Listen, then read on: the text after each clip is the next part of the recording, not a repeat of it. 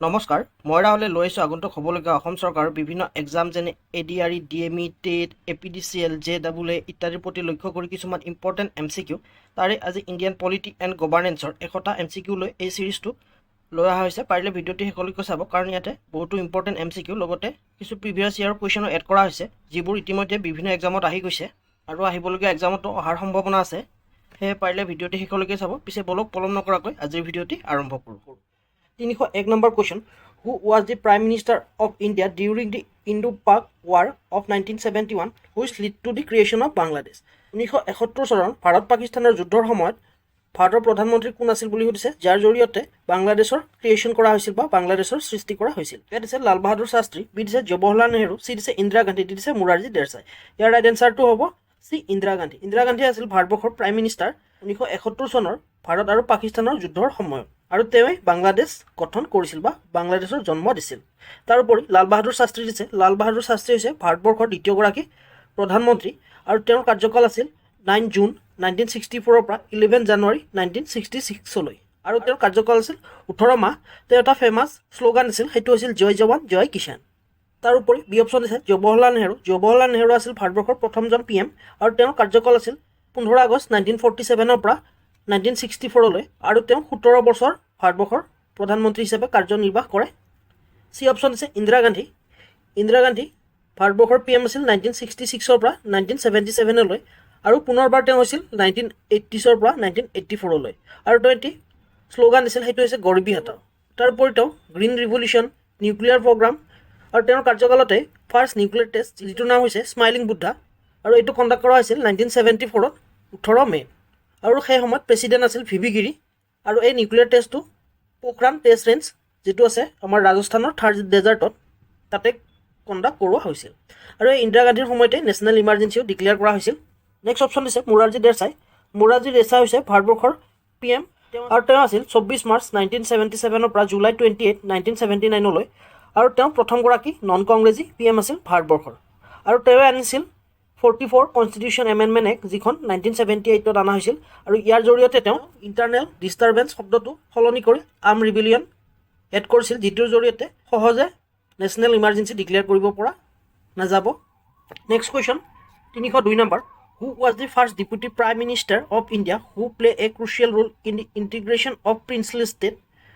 ভাৰতবৰ্ষৰ প্ৰিন্সলি ষ্টেটসমূহ একত্ৰিত কৰাৰ ক্ষেত্ৰত কোনজন ডেপুটি প্ৰাইম মিনিষ্টাৰে মুখ্য ভূমিকা পালন কৰিছিল বুলি সুধিছে, আৰু ইয়াতে এ অপশ্যন দিছে মৌলানা আবুল কালাম আজাদ, বি দিছে জৱাহৰলাল নেহৰু, চি দিছে চৰ্দাৰ বল্লভভাই পেটেল, ডি দিছে ডক্টৰ BR আম্বেদকাৰ। ইয়াৰ ৰাইট এনচাৰটো হ'ব চি, চৰ্দাৰ বল্লভভাই পেটেল। চৰ্দাৰ বল্লভভাই পেটেলে ভাৰতবৰ্ষৰ প্ৰিন্সলি ষ্টেটসমূহ ভাৰতৰ সৈতে একত্ৰিত কৰাৰ ক্ষেত্ৰত বিশেষ ভূমিকা গ্ৰহণ কৰে। Next question 303 number, the assassination of which prime minister in 1984 lead to widespread anti Sikh riot. কোনজন প্ৰাইম মিনিষ্টাৰক 1984ত হত্যা কৰা হৈছিল, যাৰ ফলত এণ্টি শিখ ৰায়ট ভাৰতবৰ্ষত বা গোটেই দেশতে বিয়পিছিল বুলি সুধিছে। ইয়াতে এ দিছে ইন্দিৰা গান্ধী, বি দিছে ৰাজীৱ গান্ধী, চি দিছে জৱাহৰলাল নেহৰু, ডি দিছে লাল বাহাদুৰ শাস্ত্ৰী। ইয়াৰ ৰাইট এনচাৰটো হ'ব এ, ইন্দিৰা গান্ধী। ইন্দিৰা গান্ধীকে 1984ত অপাৰেশ্যন ব্লু ষ্টাৰৰ প্ৰতিশোধ ৰূপে তেওঁৰ বডিগাৰ্ডে হত্যা কৰিছিল, আৰু তেওঁৰ হত্যাৰ পিছতে গোটেই দেশব্যাপী এণ্টি শিখ ৰায়ট বা শিখসকলৰ বিৰুদ্ধে হিংসা বিয়পি পৰিছিল, আৰু তেওঁক হত্যা কৰা হৈছিল 31 অক্টোবৰ 1984ত। তাৰোপৰি ৰাজীৱ গান্ধীকো হত্যা কৰা হৈছিল। তেওঁক হত্যা কৰা হৈছিল 21 মে' 1991ত তামিলনাডুত ইলেকশ্যন কেম্পেইন কৰি থকাৰ সময়ত, আৰু তেওঁক হত্যা কৰা হৈছিল শ্ৰী পেৰেমবেদুৰ নামৰ ঠাইত।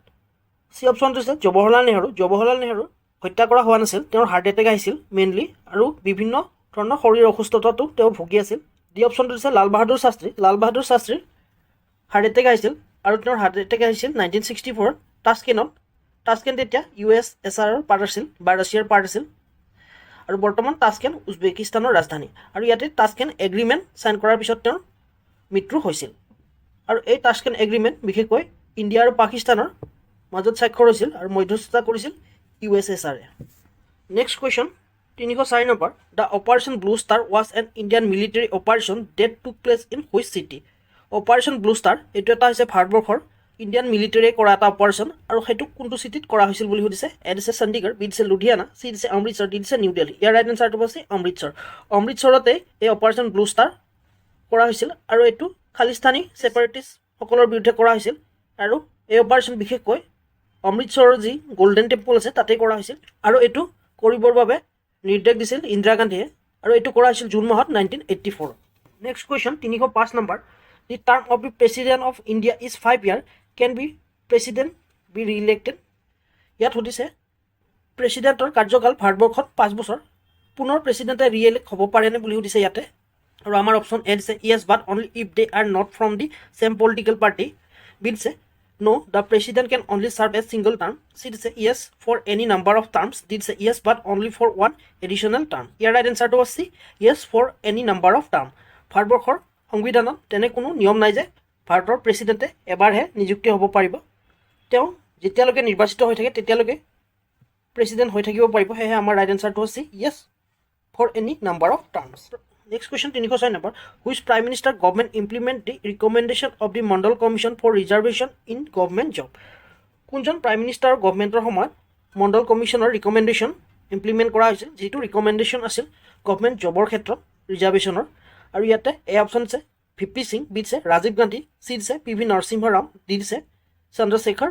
ইয়াৰ ৰাইট এনসাৰটো হ'ব এ ভিপি সিং। ভিপি সিঙৰ গভৰ্ণমেণ্টৰ সময়তে মণ্ডল কমিশ্যনৰ ৰিকমেণ্ডেশ্যন ইমপ্লিমেণ্ট কৰা হৈছিল, যাৰ জৰিয়তে গভৰ্ণমেণ্ট জবত ৰিজাৰ্ভেশ্যন দিয়া হৈছিল। Next question 307 number who was the prime minister of India when the smiling Buddha nuclear test was conduct in 1974। ভাৰতবৰ্ষৰ যি নিউক্লিয়াৰ টেষ্ট আছে যিটোৰ নাম হৈছে স্মাইলিং বুদ্ধা, সেইটো কোনজন প্ৰাইম মিনিষ্টাৰৰ সময়ত কণ্ডাক্ট কৰা হৈছিল বুলি সুধিছে। আৰু ইয়াতে এ অপশ্যন আছে পিভি নৰসিংহ ৰাও, বি দিছে ইন্দিৰা গান্ধী, চি দিছে মোৰাৰজী দেশাই, ডি দিছে লাল বাহাদুৰ শাস্ত্ৰী। ইয়াৰ ৰাইট এনসাৰটো হ'ব বি ইন্দিৰা গান্ধী। ইন্দিৰা গান্ধীৰ সময়তে ভাৰতবৰ্ষৰ প্ৰথমটো নিউক্লিয়াৰ টেষ্ট যিটোৰ নাম হৈছে স্মাইলিং বুদ্ধা সেইটো কণ্ডাক্ট কৰোৱা হৈছিল। আৰু এইটো কণ্ডাক্ট কৰা হৈছিল থাৰ্ড ডেজাৰ্টত পোখৰাণ টেষ্টিং ৰেঞ্জত, আৰু এই থাৰ্ড ডেজাৰ্ট আছে ৰাজস্থানত। আৰু ফাৰ্ষ্ট নিউক্লিয়াৰ টেষ্ট যিটোৰ নাম স্মাইলিং বুদ্ধা সেইটো কৰা হৈছিল 18 মে 1974। পি এম আছিল ইন্দিৰা গান্ধী আৰু প্ৰেচিডেণ্ট আছিল ভিভি গিৰি, আৰু এইটো কৰা হৈছিল বুদ্ধ পূৰ্ণিমাৰ দিনাখন, সেয়েহে ইয়াৰ নাম স্মাইলিং বুদ্ধা দিয়া হৈছে। নেক্সট কৰা হৈছিল অপাৰেশ্যন শক্তি নাম দি, আৰু এইটো কৰা হৈছিল মে মাহত 1998ত, আৰু তেতিয়া পি এম আছিল Atal Bihari Vajpayee. Next question 308 number who was the prime minister of India for the shortest duration. কম সময়ৰ বাবে ভাৰতবৰ্ষৰ প্ৰাইম মিনিষ্টাৰ কোন হৈছিল বুলি সুধিছে। আৰু ইয়াতে এ দিছে চন্দ্ৰশেখৰ, বি দিছে গুলজাৰিলাল নন্দা, চি দিছে চৌধুৰী চৰণ সিং, ডি দিছে এইচ ডি দেৱগৌড়া। ইয়াৰ ৰাইট এনসাৰটো হ'ব বি গুলজাৰিলাল নন্দা। গুলজাৰিলাল নন্দাই আছিল কম সময়ৰ বাবে ভাৰতবৰ্ষৰ পি এম। তেওঁ দুবাৰ হৈছিল, প্ৰথমবাৰ হৈছিল জৱাহৰলাল নেহৰুৰ মৃত্যুৰ পিছত, আৰু সেই সময়ত তেওঁৰ কাৰ্যকাল আছিল 27 মে 1964 পৰা জুন 9, 1964লৈ, আৰু ছেকেণ্ড টাৰ্ম আছিল তেওঁৰ লাল বাহাদুৰ শাস্ত্ৰীৰ মৃত্যুৰ পিছত, আৰু সেয়া আছিল 11 জানুৱাৰী 1966 পৰা 24 জানুৱাৰী 1966। Next question 309 number which of the following prime minister also' serve as the deputy prime minister of India before assuming the top post. কোনজন ডিপুটি প্ৰাইম মিনিষ্টাৰে প্ৰাইম মিনিষ্টাৰ হৈছিল পিছলৈ গৈ। এ দিছে চন্দ্ৰশেখৰ, বি দিছে মোৰাৰজী দেশাই, চি দিছে ভিপি সিং, ডি দিছে ইন্দিৰা গান্ধী। ইয়াৰ ৰাইট এনসাৰটো হ'ব বি মোৰাৰজী দেশাই। মোৰাৰজী দেশাই আছিল ডিপুটি প্ৰাইম মিনিষ্টাৰ যিজনে পিছলৈ গৈ প্ৰাইম মিনিষ্টাৰ হৈছিল। Next question 310 number the prime minister of India is the ex officio chairman of which of the following. ভাৰতবৰ্ষৰ prime minister ex officio chairman হয়, আৰু সেইটো কিহৰ হয় বুলি সুধিছে। আৰু এ দিছে the national development council, B দিছে ৰাজ্যসভা, চি দিছে লোকসভা, ডি দিছে সুপ্ৰিম কোৰ্ট। ইয়াৰ ৰাইট এনসাৰটো হ'ব A the national development council. National development কাউন্সিলৰে এক্স অফিচিয়েল চেয়াৰমেন হয় পি এম বা ভাৰতবৰ্ষৰ প্ৰাইম মিনিষ্টাৰ। তাৰোপৰি ৰাজ্যসভাৰ চেয়াৰমেন হৈছে ভাইচ প্ৰেচিডেণ্ট অফ ইণ্ডিয়া, লোকসভাৰ হৈছে লোকসভাৰ অধ্যক্ষ। Next question 311 number which prime minister was in office when the Bofors scandal came in light. Bofors কেলেংকাৰী অহাৰ সময়ত প্ৰাইম মিনিষ্টাৰ কোন আছিল বুলি সুধিছে। ব'ফৰ্ছ হৈছে এটা আৰ্টিলাৰী গান, আৰু সেইটো যেতিয়া কৰাপশ্যন হৈছিল তেতিয়া বা কৰাপশ্যনটো পোহৰলৈ অহাৰ সময়ত কোন আছিল প্ৰাইম মিনিষ্টাৰ বুলি সুধিছে। আৰু ইয়াতে এ দিছে পিভি নৰসিংহ ৰাও, বি দিছে ভিপি সিং, চি দিছে ৰাজীৱ গান্ধী, ডি দিছে ইন্দিৰা গান্ধী। ইয়াৰ ৰাইট এনসাৰটো হ'ব চি ৰাজীৱ গান্ধী। ৰাজীৱ গান্ধীৰ সময়তে ব'ফৰ্ছ গান কেলেংকাৰী সংঘটিত হৈছিল। Next question 312 number who was the first prime minister to be born in independent India. ভাৰতবৰ্ষত জন্ম লাভ কৰা বা ভাৰতবৰ্ষৰ স্বাধীনতাৰ পিছত জন্ম লাভ কৰা প্ৰথমজন ভাৰতবৰ্ষৰ প্ৰাইম মিনিষ্টাৰ কোন বুলি সুধিছে। এ দিছে অটল বিহাৰী বাজপেয়ী, বি দিছে ৰাজীৱ গান্ধী, চি দিছে মনমোহন সিং, ডি দিছে নৰেন্দ্ৰ মোদী। ইয়াৰ ৰাইট এনসাৰটো হ'ব নৰেন্দ্ৰ মোদী। নৰেন্দ্ৰ মোদীয়ে ভাৰতবৰ্ষৰ স্বাধীনতাৰ পিছত জন্ম লাভ কৰিছিল, বাকী অটল বিহাৰী বাজপেয়ী, মনমোহন সিং, ৰাজীৱ গান্ধী এওঁলোক স্বাধীনতাৰ পূৰ্বে জন্ম লাভ কৰিছিল। নৰেন্দ্ৰ মোদীয়ে 17 ছেপ্টেম্বৰ 1950ত জন্ম লাভ কৰে। Next question 313 number which of the following prime minister was also' the chief minister of Karnataka কোনজন প্ৰাইম মিনিষ্টাৰ আগতে চিফ মিনিষ্টাৰ আছিল কৰ্ণাটকৰ বুলি সুধিছে আৰু এ দিছে অটল বিহাৰী বাজপেয়ী বি দিছে ভিপি সিং চি দিছে নৰেন্দ্ৰ মোদী ডি দিছে এইচ ডি দেৱগৌড়া ইয়াৰ ৰাইট এনচাৰ হ'ব D H D Deve Gowda H D দেৱগৌড়াই কৰ্ণাটকৰ চিফ মিনিষ্টাৰ আছিল পিছলৈ গৈ তেওঁ প্ৰাইম মিনিষ্টাৰ অফ ইণ্ডিয়া হৈছিলে বা ভাৰতবৰ্ষৰ পি এম হৈছিলে next question 314 number who was the prime minister of India during the Kargil war in 1999 1999 চনৰ যি কাৰ্গিল ৱাৰ হৈছিল সেই সময়ত ভাৰতবৰ্ষৰ প্ৰাইম মিনিষ্টাৰ কোন আছিল বুলি সুধিছে আৰু ইয়াতে এ দিছে মনমোহন সিং বি দিছে ইন্দ্ৰ কুমাৰ গুৰ্জাৰ চি দিছে অটল বিহাৰী বাজপেয়ী ডি দিছে পি ভি নৰসিংহ ৰাও ইয়াৰ ৰাইট এনচাৰ হ'ব চি অটল বিহাৰী বাজপেয়ী অটল বিহাৰী বাজপেয়ী আছিল কাৰ্গিল ৱাৰৰ সময়ত ভাৰতবৰ্ষৰ প্ৰাইম মিনিষ্টাৰ আৰু সেই সময়ত আছিল প্ৰেছিডেণ্ট আৰ কে নাৰায়ণ আৰু আৰ কে নাৰায়ণ প্ৰেছিডেণ্ট আছিল 25 জুলাই 1997 পৰা জুলাই 25 2002 লৈ আৰু কাৰ্গিল ৱাৰ সংঘটিত হৈছিল মে আৰু জুন মাহত 1999 next question 315 number which prime minister introduce the look east policy to improve economic and strategic relation with south east Asian countries south east Asian কাণ্ট্ৰিজৰ সৈতে ইকনমিক আৰু ষ্ট্ৰেটেজিক ৰিলেশ্যন ইম্প্ৰুভ কৰাৰ ক্ষেত্ৰত কোনজন প্ৰাইম মিনিষ্টাৰে look east policy আনিছিল বুলি সুধিছে আৰু ইয়াতে এ দিছে মনমোহন সিং বি দিছে জৱাহৰলাল নেহৰু চি দিছে P V Narasimha Rao D দিছে ইন্দিৰা গান্ধী ইয়াৰ ৰাইট এনচাৰ হ'ব পি ভি নৰসিংহ ৰাও অৰ্থাৎ চি হ'ব right answer next question 316 number who was the prime minister of India when the first constitutional amendment was passed in 1951 ভাৰতবৰ্ষৰ যি প্ৰথম কনষ্টিটিউচনেল এমেণ্ডমেণ্ট আছিল 1951 সেই সময়ত ভাৰতবৰ্ষৰ প্ৰাইম মিনিষ্টাৰ কোন আছিল বুলি সুধিছে এ দিছে চৰ্দাৰ বল্লভভাই পেটেল বি দিছে ডক্টৰ ৰাজেন্দ্ৰ প্ৰসাদ চি দিছে জৱাহৰলাল নেহৰু ডি দিছে লাল বাহাদুৰ শাস্ত্ৰী ইয়াৰ ৰাইট এনচাৰ হ'ব চি জৱাহৰলাল নেহৰু 1951 যেতিয়া ভাৰতবৰ্ষৰ প্ৰথম কনষ্টিটিউচন এমেণ্ডমেণ্ট এখন আহিছিল আৰু জৱাহৰলাল নেহৰু ভাৰতবৰ্ষৰ প্ৰাইম মিনিষ্টাৰ আছিল 1947 পৰা 1964 লৈ next question 317 number which prime minister serve A full 5-year term from 2004 to 2009 কোনজন প্ৰাইম মিনিষ্টাৰে 2004 চনৰ পৰা 2009 চনলৈ 5 বছৰ সম্পূৰ্ণ কাৰ্যকাল সম্পন্ন কৰে বুলি সুধিছে এ দিছে P V Narasimha Rao B দিছে অটল বিহাৰী বাজপেয়ী চি দিছে মনমোহন সিং ডি দিছে নৰেন্দ্ৰ মোদী ইয়াৰ ৰাইট এনচাৰ হ'ব চি মনমোহন সিঙে 2004 চনৰ পৰা 2009 চনলৈ ভাৰতবৰ্ষৰ প্ৰাইম মিনিষ্টাৰ হিচাপে কাৰ্যনিৰ্বাহ কৰিছে next question 318 number who was the first prime minister to lose a no confidence motion no confidence motion হৰা প্ৰথমজন প্ৰাইম মিনিষ্টাৰ কোন বুলি হৈছে ভাৰতবৰ্ষৰ এ দিছে P V Narasimha Rao B দিছে ভিপি সিং চি দিছে অটল বিহাৰী বাজপেয়ী ডি দিছে ইন্দিৰা গান্ধী ইয়াৰ ৰাইট এনচাৰটো ভিপি সিং অৰ্থাৎ বি হ'ব right answer next question 319 number which of the following prime minister was also' the chief minister of Gujarat কোনজন ভাৰতবৰ্ষৰ প্ৰাইম মিনিষ্টাৰ যিজনে চিফ মিনিষ্টাৰ আছিল গুজৰাটৰ এ দিছে নৰেন্দ্ৰ মোদী বি দিছে মনমোহন সিং চি দিছে মোৰাৰজী দেশাই ডি দিছে ভিপি সিং ইয়াৰ ৰাইট এনচাৰটো হ'ব এ নৰেন্দ্ৰ মোদী আছিল গুজৰাটৰ চিফ মিনিষ্টাৰ পিছলৈ গৈ বা বৰ্তমান ভাৰতবৰ্ষৰ prime minister next question 320 number who was the prime minister of India when the national front government was form in 1989 ভাৰতবৰ্ষৰ প্ৰাইম মিনিষ্টাৰ কোন আছিল বুলি হৈছে 1989 যি নেশ্যনেল ফ্ৰণ্ট গভৰ্ণমেণ্ট গঠন হৈছিল বুলি সুধিছে এ দিছে চন্দ্ৰশেখৰ বি দিছে মোৰাৰজী দেশাই চি দিছে অটল বিহাৰী বাজপেয়ী ডি দিছে ভিপি সিং ইয়াৰ ৰাইট এনচাৰটো হ'ব ডি ভিপি সিঙে আছিল প্ৰাইম মিনিষ্টাৰ 1989 যি নেশ্যনেল ফ্ৰণ্ট গভৰ্ণমেণ্ট গঠন হৈছিল বা নেশ্যনেল ফ্ৰণ্ট গভৰ্ণমেণ্টে চৰকাৰ গঠন কৰিছিল 321 number question the prime minister of India is the head of দি ভাৰতবৰ্ষৰ প্ৰধানমন্ত্ৰী কিহৰ হেড হয় বুলি সুধিছে আৰু তলত দিছে এ পাৰ্লিয়ামেণ্ট বি দিছে গভৰ্ণমেণ্ট চি দিছে ষ্টেট ডি দিছে জুডিচিয়াৰী ইয়াৰ ৰাইট এনচাৰটো হ'ব গভৰ্ণমেণ্টৰে হেড হয় প্ৰাইম মিনিষ্টাৰ তাৰোপৰি কাণ্ট্ৰিৰ হেড হ'ল প্ৰেছিডেণ্ট আৰু ষ্টেট গভৰ্ণমেণ্টৰ হেড হ'ল chief minister next question 322 number which of the following prime minister was also' known as the silent prime minister তলত দিয়া প্ৰাইম মিনিষ্টাৰবোৰৰ ভিতৰত কোনজন প্ৰাইম মিনিষ্টাৰক চাইলেণ্ট প্ৰাইম মিনিষ্টাৰ বুলি জনা যায় বুলি সুধিছে আৰু ইয়াতে এ দিছে মনমোহন সিং বি দিছে জৱাহৰলাল নেহৰু চি দিছে লাল বাহাদুৰ শাস্ত্ৰী ডি দিছে পি ভি নৰসিংহ ৰাও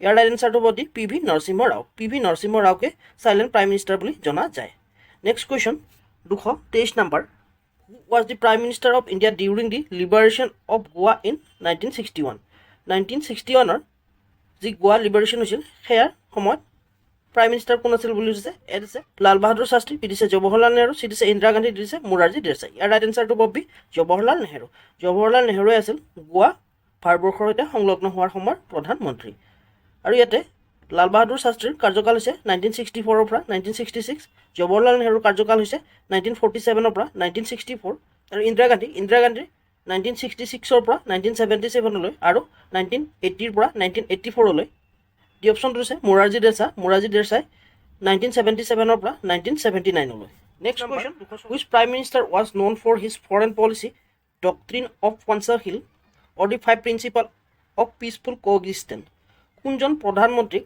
তেওঁৰ পঞ্চশীল নীতি বা 5 প্ৰিন্সিপাল অফ পিচফুল কোএক্সিষ্টেন্স নীতিৰ বাবে জনা যায় বুলি সুধিছে এ দিছে জৱাহৰলাল নেহৰু বি দিছে P V Narasimha Rao C দিছে অটল বিহাৰী বাজপেয়ী ডি টু অটল বিহাৰী বাজপেয়ী হৈ থাকিল ইয়াতে ৰাইট এনচাৰটো হ'ব এ জৱাহৰলাল নেহৰুকে পঞ্চশীল নীতিৰ বাবে জনা যায় এই পঞ্চশীল নীতি চাইনাৰ সৈতে স্বাক্ষৰিত হৈছিল আৰু ইয়াতে 5টা নীতিৰ কথা উল্লেখ কৰা হৈছিল সেয়ে ইয়াক পঞ্চশীল নীতি বুলি কোৱা হয় next question 325 number who was the prime minister of India during the period of the green revolution সেউজ বিপ্লৱ বা গ্ৰীণ ৰিভলিউশ্যনৰ সময়ত ভাৰতবৰ্ষৰ প্ৰধানমন্ত্ৰী কোন আছিল বুলি সুধিছে আৰু ইয়াতে এ অপশ্যন দিছে ইন্দিৰা গান্ধী বি দিছে মোৰাৰজী দেশাই দিছে জৱাহৰলাল নেহৰু দি দিছে লাল বাহাদুৰ শাস্ত্ৰী ইয়াৰ ৰাইট এনচাৰটো হ'ব এ ইন্দিৰা গান্ধী গ্ৰীণ ৰিভলিউশ্যনৰ সময়ত ভাৰতবৰ্ষৰ প্ৰধানমন্ত্ৰী আছিল ইন্দিৰা গান্ধী তাৰোপৰি মোৰাৰজী দেশাই হৈছে ফাৰ্ষ্ট নন কংগ্ৰেছী পি এম আৰু তেওঁ হৈছিল 1978 আৰু তেওঁ আনিছিল 44 কনষ্টিটিউশ্যন এমেণ্ডমেণ্ট এক্ট আৰু যিটো অনা হৈছিল 1978 next question 326 number who appoint the chief minister of ষ্টেটৰ চিফ মিনিষ্টাৰক কোনে এপইণ্ট কৰে বুলি সুধিছে আৰু ইয়াতে এ দিছে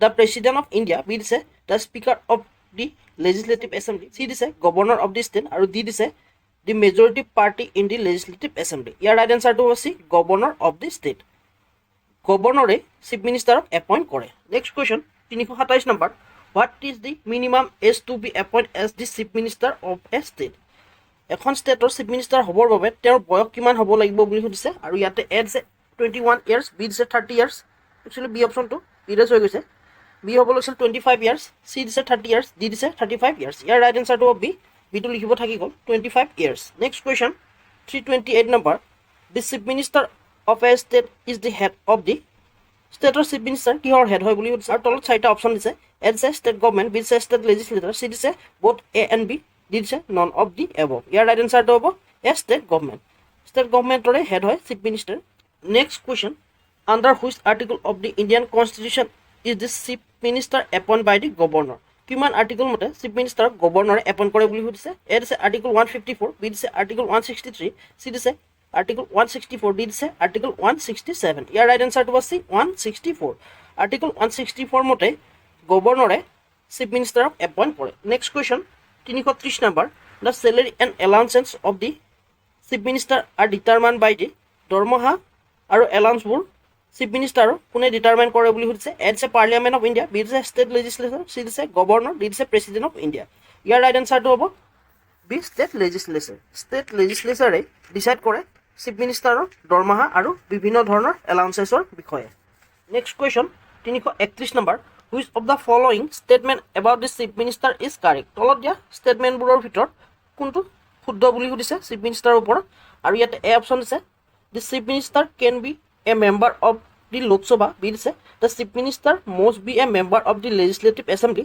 চি দিছে chief minister hold office during the pleasure of the president D দিছে chief minister is the ex officio chairman of the state planning board ইয়াৰ ৰাইট এনচাৰটো হ'ব D chief minister is the ex officio chairman of the state planning board এইটোৱে right answer বাকীকেইটা a chief minister can be a member of Lok Sabha এইটো ভুল লোকসভাৰ member নহয় legislative এছেম্বলিৰহে member হয় বা লেজিছলেটিভ কাউন্সিলৰ মেম্বাৰ হয় বি অপশ্যনটো দিছে chief minister must be a member of legislative assembly বুলি দিছে কাউন্সিলৰো হ'ব পাৰে নেক্সটটো দিছে chief minister hold office during the pleasure of president বুলিছে প্ৰেচিডেণ্টৰ নহয় এইটো গভৰ্ণৰ হ'ল হয় সেয়েহে চিটো ভুল সেয়ে আমাৰ ৰাইট এনচাৰটো হ'ব D next question 232 number who administer the oath of office and secrecy to the chief মিনিষ্টাৰৰ শপত আৰু গোপনীয়তা বা ছেক্ৰেচি কোনে কৰোৱাই বুলি সুধিছে এ দিছে প্ৰেচিডেণ্ট বি দিছে chief justice of the high court C দিছে গভৰ্ণৰ ডি দিছে speaker of the legislative assembly ইয়াৰ ৰাইট এনচাৰটো হ'ব চি গভৰ্ণৰ চিফ মিনিষ্টাৰক গভৰ্ণৰে শপত পাঠ কৰোৱাই বা শপত গ্ৰহণ কৰোৱাই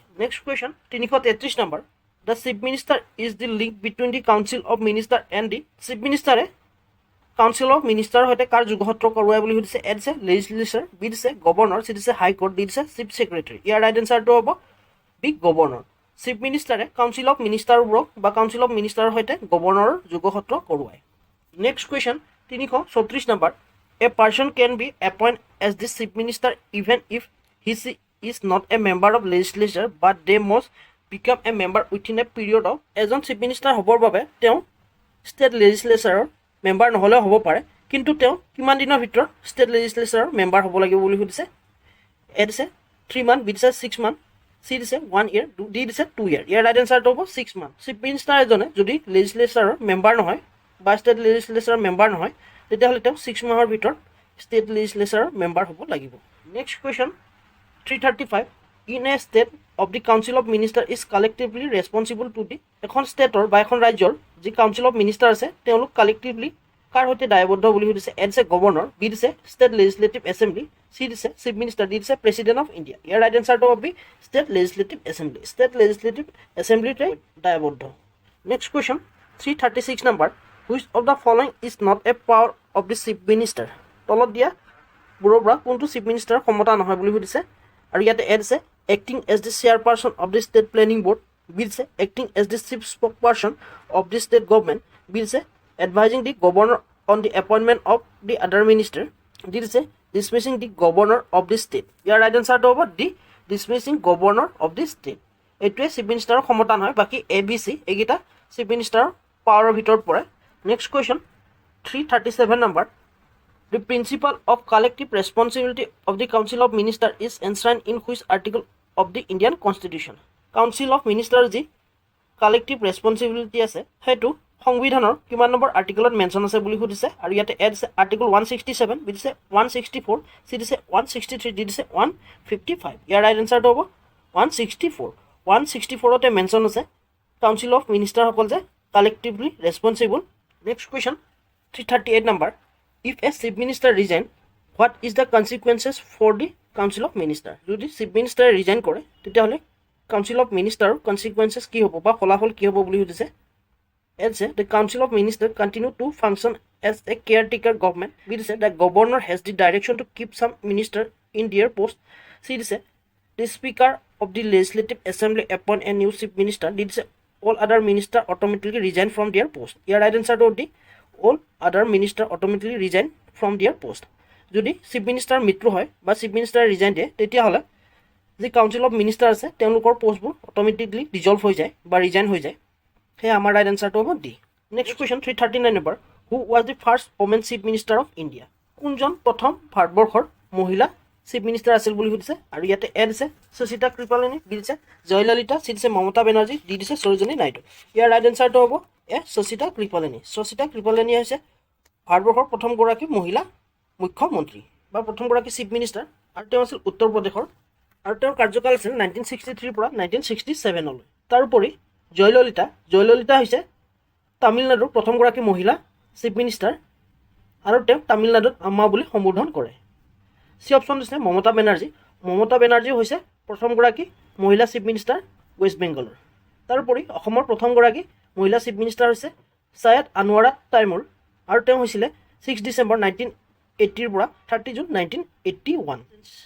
next question 340 chief minister of a state is a member of which of the following bodies as its vice chairman on a rotational basis.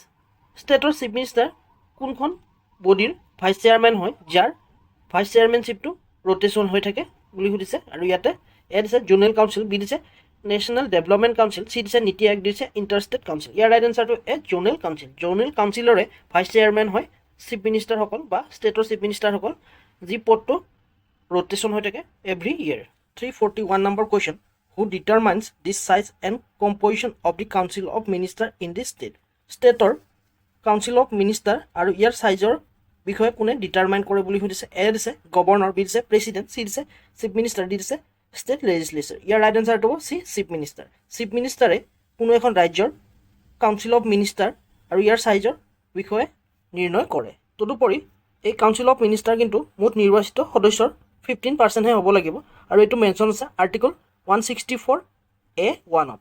Next question 342 number which of the following is a duty of the chief minister under article 167 of the constitution. কনষ্টিটিউশ্যনৰ article 167 মতে chief minister কোনটো duty হয় বুলি সুধিছে আৰু তলত দিছে কেইটামান option.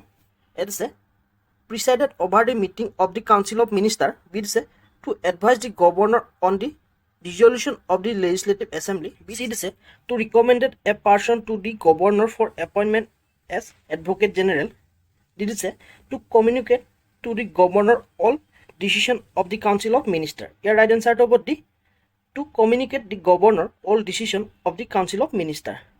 Council of minister all decision বা সকলোবোৰ সিদ্ধান্তই গভৰ্ণৰৰ সৈতে বা গভৰ্ণৰক জনোৱা বা গভৰ্ণৰৰ সৈতে কমিউনিকেট কৰাই হৈছে চিফ মিনিষ্টাৰৰ ডিউটি আৰু সেইটোৱে 167ত মেনশ্যন আছে। Next question 143 number, who was the chief minister of N Indian state after independence?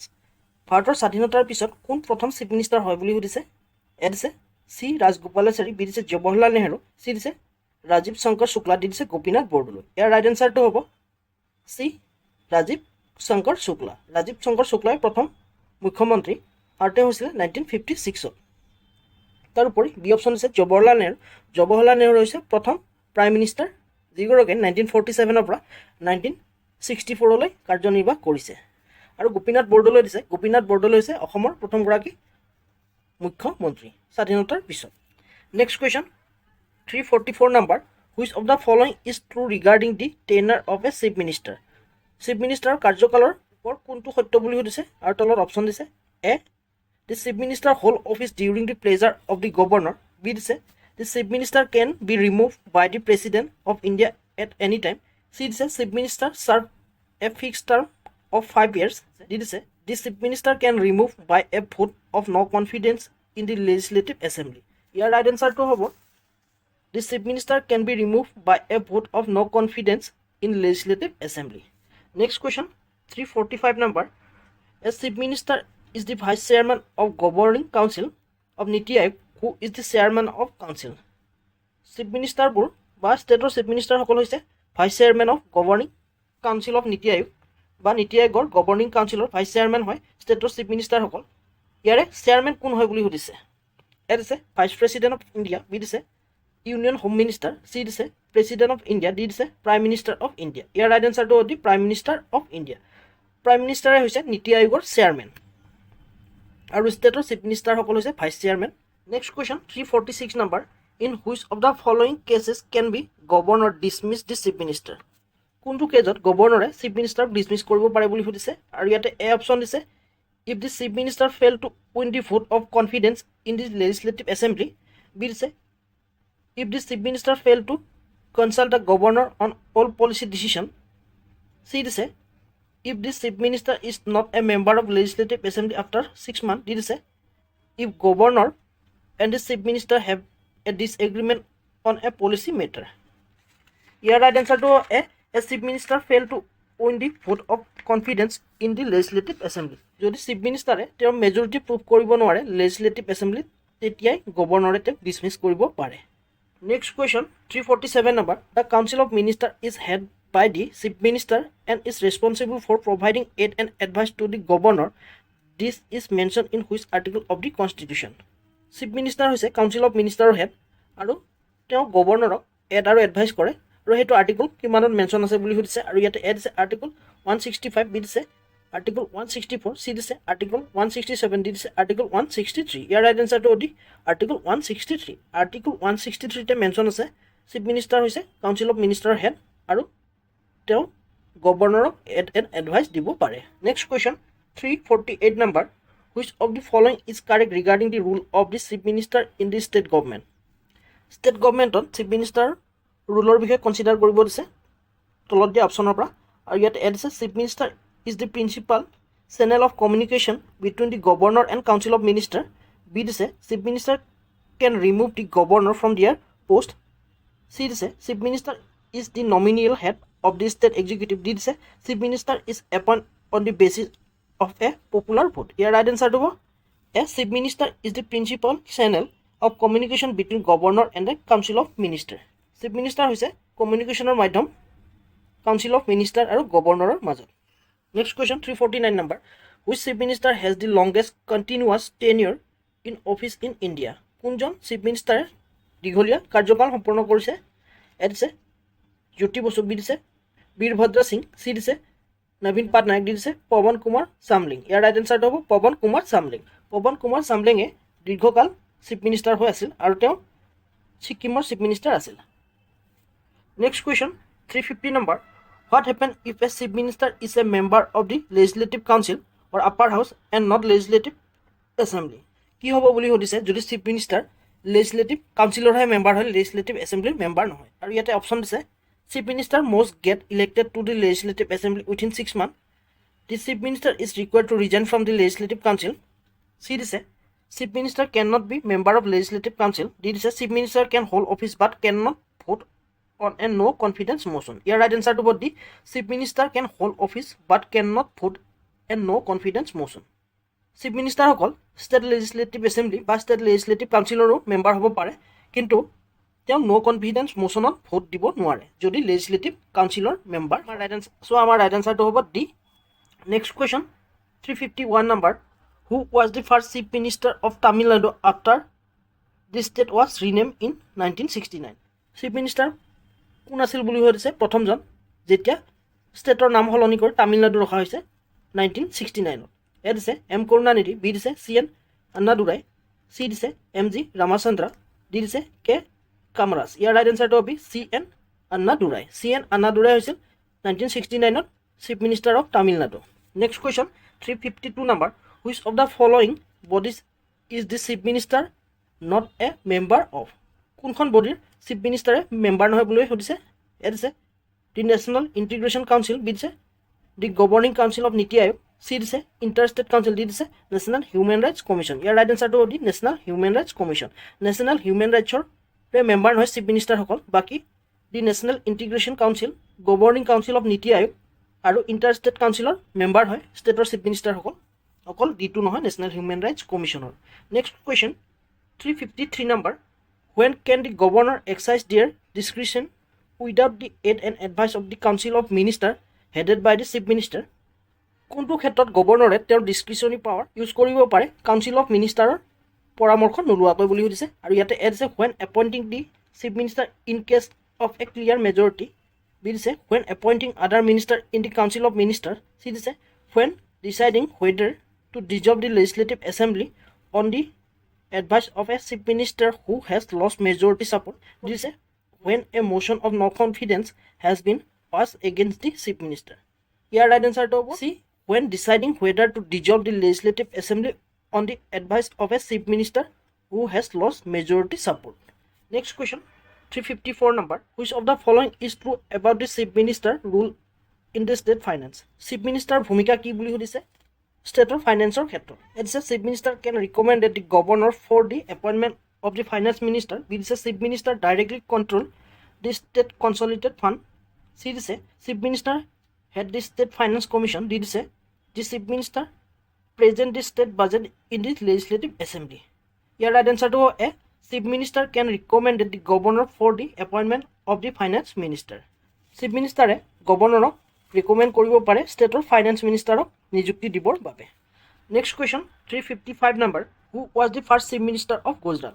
গুজৰাটৰ প্ৰথমগৰাকী চিফ মিনিষ্টাৰ কোন বুলি সুধিছে? এ দিছে বলৱন্ত ৰায় মেহতা, বি দিছে মোৰাৰজী দেশাই, চি দিছে ইন্দুলাল য়াগ্নিক, ডি দিছে জীৱৰাজ নাৰায়ণ মেহতা। ইয়াৰ ৰাইট এনচাৰটো হ'ব দি জীৱৰাজ নাৰায়ণ মেহতা। জীৱৰাজ নাৰায়ণ মেহতা হৈছে গুজৰাটৰ প্ৰথমগৰাকী chief minister. Next question 356 number, what is the key difference between the chief minister and the governor in a state executive branch? ষ্টেটৰ এক্সিকিউটিভ ব্ৰাঞ্চত চিফ মিনিষ্টাৰ আৰু গভৰ্ণৰৰ পাৰ্থক্য কি বুলি সুধিছে? আৰু ইয়াতে এড আছে the governor can be remove by the state legislature while chief minister can not, B দিছে the chief minister is the head of the government while the governor is head of the state. Question C দিছে chief minister is the nominal head while governor is the real head, D দিছে the governor is elected while chief minister is appointed. ইয়াৰ right এনচাৰটো হ'ব B chief minister is nominal head while governor is real head. Next question 357 number, which of the following statements about the salary of the chief minister is true? Chief minister দৰমহাৰ ক্ষেত্ৰত কোনটো সত্য বুলি সুধিছে? আৰু ইয়াতে এ অপশ্যন আছে it is determined the governor of the state, b দিছে it is determined by the state legislature, c দিছে it is determined the parliament of India, d দিছে it is a fixed amount as specified in the constitution. ইয়াৰ right এনচাৰটো হ'ব B it is determined by the state legislature. State legislature বা ৰাজ্যৰ বিধানসভাই chief মিনিষ্টাৰৰ celery কিমান হ'ব সেইটো নিৰ্ধাৰণ কৰে। Next question 358 number, who was the first chief minister of Uttar Pradesh? উত্তৰ প্ৰদেশৰ প্ৰথমগৰাকী চিফ মিনিষ্টাৰ কোন আছিল বুলি সুধিছে? আৰু ইয়াতে এ দিছে সম্পূৰ্ণানন্দ, বি দিছে এন ডি তিৱাৰী, চি দিছে গোবিন্দ বল্লভ পন্ত, ডি দিছে সুচিতা কৃপালিনী। ইয়াৰ ৰাইট এনচাৰটো হ'ব চি গোবিন্দ বল্লভ পন্ত। গোবিন্দ বল্লভ পন্তে আছিল চিফ মিনিষ্টাৰ প্ৰথমগৰাকী উত্তৰ প্ৰদেশৰ। তাৰোপৰি ডি অপশ্যনটো দিছে শশিতা কৃপলানী, তেওঁ আছিল প্ৰথমগৰাকী মহিলা চিফ মিনিষ্টাৰ উত্তৰ প্ৰদেশৰ। Next question 359 number, the governor of a state can ask the chief minister to prove their majority in this legislative assembly. This power is exercised by governor. গভৰ্ণৰে চিফ মিনিষ্টাৰক ক'ব পাৰে তেওঁৰ মেজৰিটি প্ৰুভ কৰিবৰ বাবে legislative এছেম্বলিত, আৰু এইটো কেতিয়া ক'ব পাৰে বুলি সুধিছে। এ দিছে after a vote of no' confidence has already been pass, B দিছে at any time when they have a reasonable doubt about the chief minister majority support, D দিছে only when request by the opposition parties, D দিছে when the council of minister is newly appointed and has to prove their majority. ইয়াৰ right এনচাৰটো হ'ব B, at any time when they have a reasonable doubt about the CM's majority support. Next question 360 number, in the context of the state administration the chief minister act as the chairman of state administration or ক্ষেত্ৰত chief minister ভূমিকা কি বুলি সুধিছে। as a chairman হিচাপে a state planning board, B দিছে state public service commission, C দিছে state human rights commission, D দিছে state civil service board। ইয়াৰ ৰাইট এনচাৰটো হ'ব a state planning board। state planning boardৰে chief minister chairman হয়। বাকি public service কমিশনৰ চেয়াৰমেনো বেলেগ, state human rights কমিশনৰ chairman বেলেগ থাকে, আৰু চিভিল সাৰ্ভিস বৰ্ডৰো চেয়াৰমেন বেলেগ থাকে। অকল ষ্টেট প্লেনিং বৰ্ডৰে তেওঁ চেয়াৰমেন হয়। সেয়েহে আমাৰ ৰাইট এনচাৰটো হ'ব এ।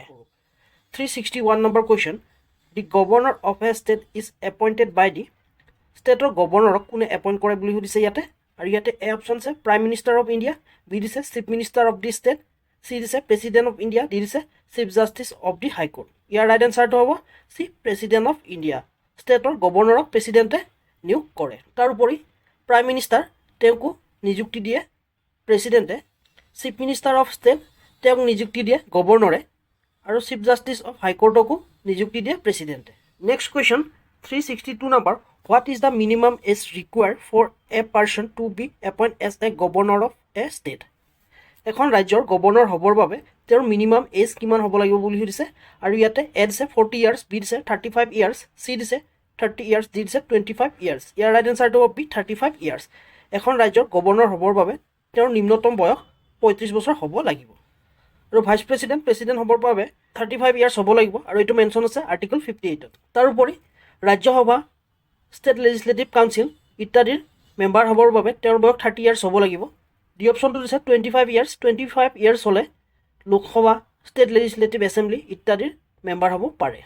Next question 363 number, the governor of a state can be remove from office by the, গভৰ্ণৰক কেনেকৈ ৰিমুভ কৰিব পাৰে বুলি সুধিছে, আৰু ইয়াত দিছে প্ৰেচিডেণ্ট অফ ইণ্ডিয়া, বি দিছে parliament of India through impeachment, C দিছে chief minister of the state, D দিছে state legislature through a resolution. ইয়াৰ ৰাইট এনচাৰটো এ, প্ৰেচিডেণ্ট অফ ইণ্ডিয়া। প্ৰেচিডেণ্টে ষ্টেটৰ গভৰ্ণৰক ৰিমুভ কৰিব পাৰে। Next question 364 number, the governor's ordinance making power is mention in which article of the Indian constitution.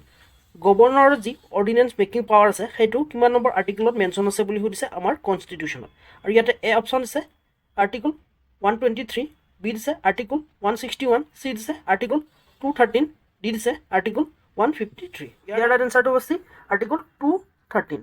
213 number আৰ্টিকলতে গভৰ্ণৰৰ ordinance making power mention আছে। তাৰোপৰি প্ৰেচিডেণ্টৰ অৰ্ডিনেন্স মেকিং পাৱাৰ মেনশ্যন আছে আমাৰ সংবিধানৰ আৰ্টিকল 123। চ' আমাৰ ৰাইট এনচাৰটো হ'ব article 213। Next question 365 number, which of the following is not a discretionary power of the governor. গভৰ্ণৰৰ ডিছক্ৰিশ্যনাৰী পাৱাৰ কোনটো নহয় বুলি সুধিছে। এ দিছে recommending the imposition of president rule in the state, B দিছে dismissing the council of minister when it lose the confidence of the legislative assembly, C is appointing the chief minister when no party has a clear majority, D is reserving a bill for the consideration of the president. Here right answer to have B, dismissing the council of minister when it lose the confidence of the state legislative assembly. Next question 366 number, the pardoning power of the governor under article 161 does not extend to governor pardoning power বিষয়ে সুধিছে যি article 161 ত উল্লেখ কৰিছে আৰু ইয়াৰে কোনটো নহয় বুলি সুধিছে। It is limiting a sentence of a person convicted under state law, B is granting a reprieve, C is suspending a sentence, D is committing a death sentence. Here right answer to body committing a death sentence. Death sentence or ক্ষেত্ৰতে প্ৰেচিডেণ্টৰ ওচৰত পঠাব লাগে, ইয়াতে গভৰ্ণৰে তেওঁৰ পাৰ্ডনিং power use কৰিব নোৱাৰে। So আমাৰ right আনসাৰটো হ'ব ডি।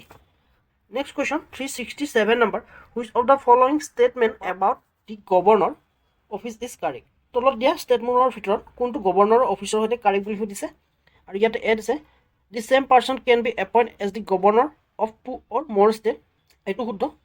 এজন ব্যক্তিকে এখন বা দুখন ৰাজ্যৰ গভৰ্ণৰ বনাব পাৰি। বি দিছে governor is directly elected by the people of the state, এইটো ভুল। চি দিছে governor term is 5 years but can be terminate by the chief minister. D দিছে A governor can be a member of state legislature. ইয়াৰে B C D এইকেইটা ভুল আৰু ইয়াতে শুদ্ধটো দিছে, সেয়েহে ৰাইট এনচাৰটো হ'ব A governor same person can be appoint as the governor of 2 or more state. এজন ব্যক্তিকে একেলগে এখন বা দুখন ৰাজ্যৰ গভৰ্ণৰ বনাব পাৰি। বি অপশ্যনটো দিছে গভৰ্ণৰ ডাইৰেক্টলি ইলেক্টেড, গভৰ্ণৰক ইলেক্টেড কৰা নহয় আৰু গভৰ্ণৰক তেওঁৰ কাৰ্যকালৰ পৰা টাৰ্মিনেট কৰিব নোৱাৰে চিফ মিনিষ্টাৰে, সেয়েহে চিটো ভুল। আৰু ডি অপশ্যনটো দিছে governor can be member of legislature, এইটো ভুল। গভৰ্ণৰ লেজিছলেচাৰৰ মেম্বাৰ নহয়, বা লেজিছলেচাৰৰ মেম্বাৰ হ'লেও তেওঁ গভৰ্ণৰ হিচাপে নিযুক্তি কৰাৰ লগে লগে তেওঁ ৰিজাইন দিব লাগে। Next question 368 number, the governor of a state is the chancellor of the state. Governor ষ্টেটৰ ক'ৰ চেঞ্চেলৰ হয় বুলি সুধিছে। এ দিছে চেণ্ট্ৰেল ইউনিভাৰ্চিটিজ, বি দিছে প্ৰাইভেট ইউনিভাৰ্চিটিজ, চি দিছে ষ্টেট ইউনিভাৰ্চিটিজ, ডি দিছে মেডিকেল কলেজেছ। ইয়াৰ ৰাইট এনচাৰটো হ'ব চি ষ্টেট ইউনিভাৰ্চিটিজ। ৰাজ্যৰ গভৰ্ণৰে সেই ৰাজ্যত থকা সকলোবোৰ ষ্টেট ইউনিভাৰ্চিটিৰ চেঞ্চেলৰ হয়। Next question 369 number, who administer the oath of the office and secretary to the governor. গভৰ্ণৰৰ শপত কোনে গ্ৰহণ কৰোৱাই বুলি সুধিছে আৰু ইয়াতে এ দিছে প্ৰেচিডেণ্ট অফ ইণ্ডিয়া, বি দিছে chief minister of the state, C দিছে chief justice of the concern state high court, D দিছে চিফ জাষ্টিছ অফ ইণ্ডিয়া। ইয়াৰ ৰাইট এনচাৰটো হ'ব C chief justice of the concern state high court. গভৰ্ণৰক সেইখন ৰাজ্যৰে হাইকোৰ্টৰ মুখ্য ন্যায়াধীশে তেওঁক শপত পাঠ কৰোৱায় আৰু প্ৰেচিডেণ্টক শপত গ্ৰহণ কৰোৱাই চিফ জাষ্টিছ অফ ইণ্ডিয়াই, চিফ মিনিষ্টাৰক শপত গ্ৰহণ কৰোৱাই গভৰ্ণৰে, আৰু ডি অপশ্যনটো হৈছে chief justice of India, chief justice of ইণ্ডিয়াক শপত গ্ৰহণ কৰোৱাই প্ৰেচিডেণ্টে।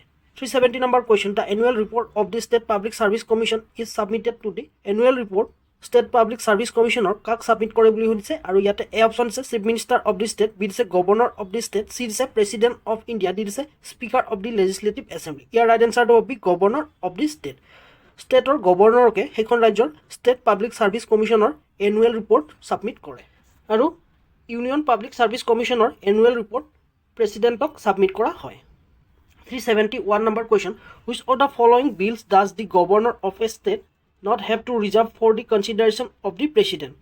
তলত দিয়া কোনখন বিল ষ্টেটৰ গভৰ্ণৰে প্ৰেচিডেণ্টৰ কনচিডাৰেশ্যনৰ কাৰণে ৰাখিব নালাগে বুলি সুধিছে আৰু ইয়াতে এ দিছে a bill that is against the directive principle of state policy, B দিছে a bill that is ultra vires the state legislature, C দিছে a bill that is of national importance, D দিছে a bill that would endanger the position of the high court. ইয়াৰ right এনচাৰটো a bill that is against the directive principle of state policy.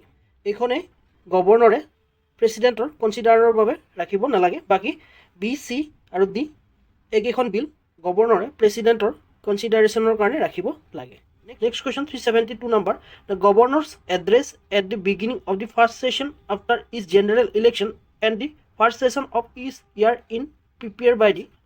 এ দিছে state legislature, B দিছে president of India, C দিছে council of minister, D দিছে governor themselves. ইয়াৰ right এনচাৰটো হৈছে council of minister. প্ৰত্যেকখন জেনেৰেল ইলেকশ্যনৰে পিছত যি ফাৰ্ষ্ট ছেশ্যন হয় সেইখন ছেশ্যন আৰু প্ৰত্যেক বছৰ ফাৰ্ষ্ট ছেশ্যনত গভৰ্ণৰে সদনত এড্ৰেছ কৰে বা সদনত ভাষণ দিয়ে। সেই ভাষণ কোনে প্ৰিপেয়াৰ কৰে বুলি সুধিছিলে আৰু ইয়াতে আমাৰ ৰাইট এনচাৰটো হ'ব C council of minister. Next question 374 number, the governor can recommend the imposition of president rule in a state under which article of the constitution. গভৰ্ণৰে কিমান নম্বৰ আৰ্টিকল মতে ষ্টেটত প্ৰেচিডেণ্ট ৰুল ইম্প'জ কৰিবৰ বাবে recommendation দিব পাৰে বুলি সুধিছে আৰু ইয়াতে এ দিছে আৰ্টিকল 368, বি দিছে আৰ্টিকল 360, চি দিছে আৰ্টিকল 352, ডি দিছে আৰ্টিকল 356। ইয়াৰ ৰাইট এনচাৰটো হ'ব আৰ্টিকল 356। আৰ্টিকল 356 মতে ষ্টেটত বা ৰাজ্য এখনত প্ৰেচিডেণ্ট ৰুল ইম্প'জ কৰা হয়। বাকী আৰ্টিকল 352 এইটো নেশ্যনেল ইমাৰ্জেঞ্চি আৰু আৰ্টিকল 360 এইটো হৈছে financial emergency. Next question 375 number, the governor is the nominal head of the state executive, this means that. Governor হৈছে নমিনিয়েল হেড ষ্টেট এক্সিকিউটিভৰ, তাৰ অৰ্থ কি সুধিছে আৰু ইয়াতে এড আছে governor exercise their power and function on the aid and advice of the council of minister, B দিছে governor is a symbolic figure head with no actual powers, C dice governor's decision are final and cannot be challenges, D dice governor is the real executive head and has significant discretionary power. Your right answer to hobo a governor exercise their power and function on the aid and advice of the council of minister. Governor their power use kore council of minister hokolor advice mote. Next question 376 number, The governor's legislative powers included all of the following except তলত দিয়াবোৰৰ ভিতৰত কোনটোৰ বাহিৰে গোটেইবোৰ গভৰ্ণৰৰ legislative পাৱাৰৰ ভিতৰত পৰে বুলি সুধিছে A দিছে removing the speaker of legislative assembly B দিছে voting a bill pass by the state legislature C দিছে ডিজলভিং দি লেজিসলেটিভ এছেম্বলি দিছে nominating member to the legislative council ইয়াৰ ৰাইট এনসাৰটো A removing the speaker of the legislative assembly এইটোৱে তেওঁৰ legislative পাৱাৰৰ ভিতৰত নপৰে বাকি কেইটা বি সি ডি এইকেইটা তেওঁৰ লেজিসলেটিভ পাৱাৰৰ ভিতৰত পৰে next question 377 number What is the primary rule of the governor of a state? Governor of a state primary rule কি সুধিছে আৰু ইয়াতে এড আছে to act as the real head of the state executive B দিছে to decide on the legislative agenda of the state C দিছে to act as the constitutional head of the state D দিছে to preside over the meeting of the council of ministers ইয়াৰ right এনসাৰটো হৈছে to act as the constitutional head of the state গভৰ্ণৰৰ primary rule হৈছে এখন ৰাজ্যৰ সংবিধানৰ মুৰব্বী হিচাপে কাম কৰা Next question 378 number. The governor of a state has the power to summon, prorogue and dissolve the state legislature. This power exercise is on the advice of the chief minister and council of ministers on their own discretion in all cases. C on the advice of the president of India. D on the advice of the speaker of the legislative assembly. Your right answer to A on the advice of the chief minister and the council of ministers. Next question 379. The governor of a state is empowered to make rules for the more convenient transaction of the business of the government. This is a function of their discretionary power, B is a legislative power, C is a executive power, D is a judicial power. Your right answer was the executive power. চৰকাৰৰ কামকাজসমূহ সুচাৰুৰূপে পৰিচালনা কৰিবৰ বাবে গভৰ্ণৰে কিছু rule বনাব পাৰে আৰু সেইটো হৈছে গভৰ্ণৰৰ executive power next question 380 number The oath of the governor is administered by the Chief Justice of the concerned High Court. In their absence, who administer the oath? এখন ৰাজ্যৰ গভৰ্ণৰক সেইখন ৰাজ্যৰ চিফ জাষ্টিছ অফ হাইকোৰ্টে তেওঁক শপত পাঠ কৰোৱায় কিন্তু তেওঁৰ এবচেঞ্চত বা তেওঁৰ অনুপস্থিতিত কোনে তেওঁক শপত পাঠ কৰোৱায় বুলি সুধিছে আৰু ইয়াতে এ অপশ্যন দিছে চিনিয়ৰ মষ্ট জাজ of the supreme court B দিছে চিনিয়ৰ মষ্ট জাজ of the concern high court C দিছে the president of India D দিছে chief minister of the state ইয়াৰ ৰাইট এনচাৰটো হ'ব বি চিনিয়ৰ মষ্ট জাজ of the concern high court এখন ৰাজ্যৰ গভৰ্ণৰক সেইখন ৰাজ্যৰ হাইকোৰ্টৰ চিফ জাষ্টিছে তেওঁ শপত পাঠ কৰোৱায় কিন্তু তেওঁৰ এবচেঞ্চত সেইখন হাইকোৰ্টৰে চিনিয়ৰ মোষ্ট জাজজনে তেওঁ শপত পাঠ কৰোৱায় 381 number question what is the minimum age for holding office in the Lok Sabha লোকসভাৰ নিৰ্বাচিত হ'বৰ বাবে বয়স কিমান বুলি সুধিছে ইয়াতে আৰু ইয়াতে এ দিছে 18 ইয়াৰ্ছ বি দিছে 21 ইয়াৰ্ছ চি দিছে 25 ইয়াৰ্ছ ডি দিছে 30 ইয়াৰ্ছ ইয়াৰ ৰাইট এনচাৰটো হ'ব চি 25 ইয়াৰ্ছ লোকসভাৰ নিৰ্বাচিত হ'বৰ বাবে 25 বছৰ বয়স হ'ব লাগিব তদুপৰি ষ্টেট লেজিসলেটিভ এছেম্বলিৰো সদস্য হ'বৰ বাবে 25 বছৰ বয়স হ'ব লাগিব তাৰোপৰি ডি অপশ্যনটো হৈছে 30 ইয়াৰ্ছ বয়স হ'লে ৰাজ্যসভা ষ্টেট লেজিসলেটিভ কাউন্সিল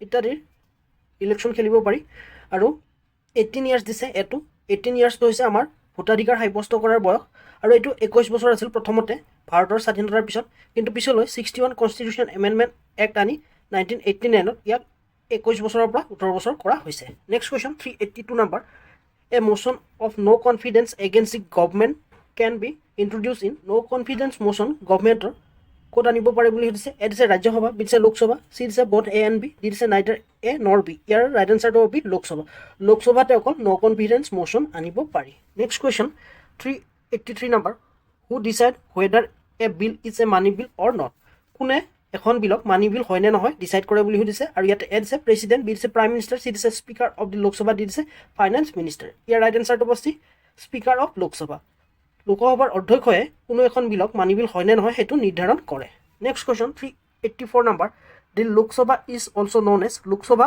অন্য কি নামেৰে জনা যায় বুলি সুধিছে আৰু ইয়াতে এ দিছে কাউন্সিল অফ ষ্টেট বি দিছে দি আপাৰ হাউচ চি দিছে the house of the people D দিছে পাৰ্লিয়ামেণ্ট ইয়াৰ ৰাইট এনচাৰটো হ'ব C house of the people লোকসভাৰ অন্য এটা নাম হৈছে হাউচ অফ দি পিপল আৰু ইয়াক লোৱাৰ হাউচ বুলিও কোৱা হয় তাৰোপৰি এই অপশ্যনটো হৈছে কাউন্সিল অফ ষ্টেট হৈছে ৰাজ্যসভা আৰু আপাৰ হাউচ বুলি ক'লেও ৰাজ্যসভাক বুজোৱা হয় আৰু দি দিছে পাৰ্লিয়ামেণ্ট হৈছে দুখন হাউচক মিলাই কোৱা হয় next question 385 number the member of Lok Sabha hold office for the term of লোকসভাৰ মেম্বাৰে কিমান বছৰ তেওঁৰ কাৰ্যকাল সম্পন্ন কৰিব পাৰে বা কিমান বছৰ তেওঁ কাৰ্যনিৰ্বাহ কৰিব পাৰে বুলি সুধিছে এ দিছে 2 ইয়াৰ্ছ বি দিছে 3 ইয়াৰ্ছ চি দিছে 4 ইয়াৰ্ছ ডি দিছে 5 ইয়াৰ ইয়াৰ ৰাইট এনচাৰটো হ'ব 5 ইয়াৰ লোকসভাৰ সদস্যই 5 বছৰ কাৰ্যকাল সম্পন্ন কৰিব পাৰে next question 386 number how many session of the Lok Sabha took place in a ইয়াৰ লোকসভাৰ কিমানটা সেশ্যন এটা বৰ্ষত সম্পূৰ্ণ কৰিব লাগে বুলি সুধিছে এ দিছে 2, বি দিছে 3, চি দিছে 4, ডি দিছে 5। ইয়াৰ ৰাইট এনচাৰটো হ'ব B3।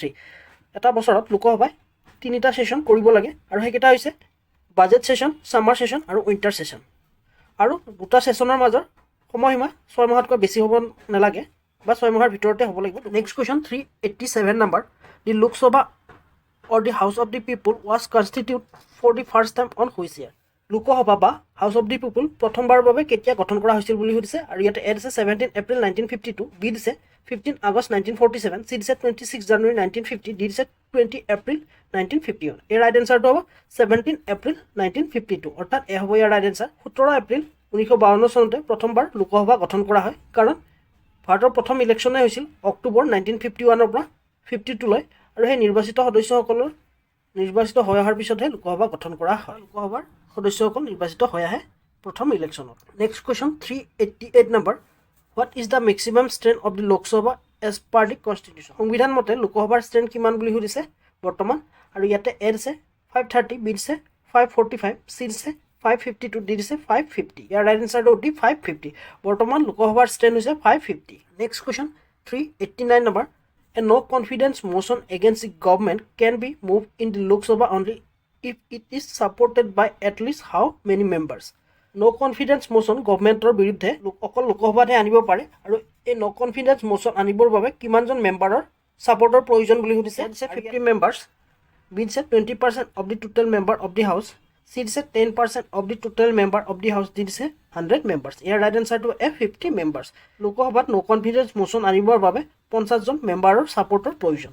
Next question 390, which of the following is responsible for conducting Lok Sabha election? Lok Sabha election কৰাৰ বাবে কোন দায়বদ্ধ বুলি সুধিছে, আৰু ইয়াতে এ দিছে পাৰ্লিয়ামেণ্ট অফ ইণ্ডিয়া, বি দিছে the president of India, C দিছে the election commission of India, D দিছে the ministry of home affairs. ইয়াৰ ৰাইট এনচাৰটো হৈছে election commission of India. Election commission of ইণ্ডিয়াই লোকসভাৰ ইলেকশ্যন কৰোৱাই। Next question 391 number, who was the first speaker of the Lok Sabha? লোকসভাৰ প্ৰথমজন অধ্যক্ষ কোন বুলি সুধিছে ইয়াতে, আৰু ইয়াতে এ দিছে নীলম সঞ্জীৱা ৰেড্ডী, বি দিছে জি.ভি. মাভালংকৰ, চি দিছে বি.আৰ. আম্বেদকাৰ, ডি দিছে M.A. আয়েংগাৰ। ইয়াৰ ৰাইট এনচাৰটো হ'ব বি, জি.ভি. মাভালংকৰ। জি.ভি. মাভালংকৰে প্ৰথম লোকসভাৰ অধ্যক্ষ আছিল, আৰু যি প্ৰথম লোকসভা গঠন কৰা হৈছিল 17 এপ্ৰিল 1952।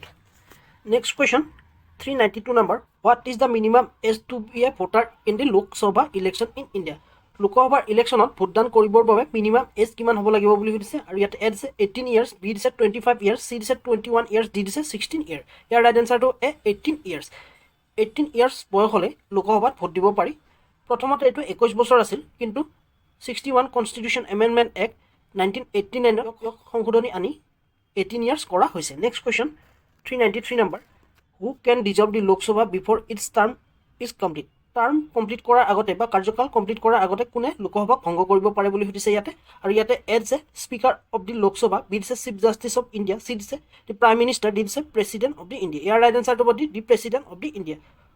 ভাৰতবৰ্ষৰ ৰাষ্ট্ৰপতিয়ে লোকসভাৰ কাৰ্যকাল সম্পূৰ্ণ হোৱাৰ আগতে ইয়াক ডিজলভ কৰিব পাৰে। Next question 394 number, the quorum to constitute a sitting of Lok Sabha is what fraction of the total member of the house?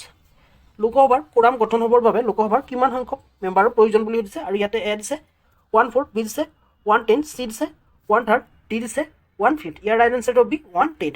1/10 member হ'লে লোকসভাৰ কোৰাম গঠন হয় এখন ছেশ্যন চলাবৰ বাবে। Next question 395 number question, the term lame duck session of the Lok Sabha refer to the last session of the existing Lok Sabha after what has happen? A দিছে a new Lok Sabha has been elected, B dice no confidence motion has been passed, C dice the speaker has resigned, D dice a new government has been formed.